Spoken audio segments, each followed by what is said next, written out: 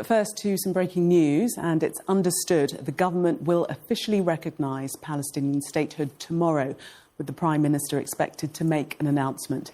Our chief political correspondent John Craig joins me now from Downing Street. So, John, what exactly do we know?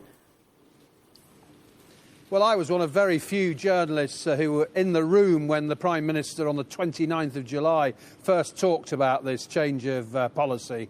And back then he said that it would happen by the United Nations General Assembly in September. That moment has now arrived with the General Assembly due to hit top gear and all the big hitters arriving in the coming days in New York. Now, back then he talked about...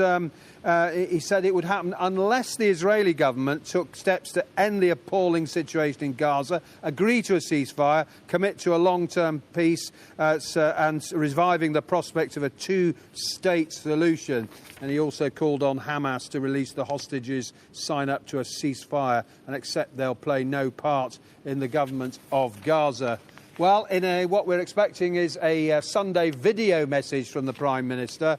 He is expected to talk about the government believing in the inalienable right of the Palestinian people. He'll talk about the international community having a moral responsibility to act to keep the hope of a long-term peace alive. Now, the government is expected to say that back in July this would happen if the situation did not improve. Well, the government will now say the situation has worsened significantly in the last few weeks. Intolerable violence, starvation, suffering. Israel continuing to expand illegal settlements. Hostages cruelly ripped from their families on the 7th of October, still not released by Hamas. And he is likely to say that the government's demands on Hamas remain absolute. You recall at the news conference at Chequers with President Trump, the president said that I have a disagreement with the Prime Minister on that score.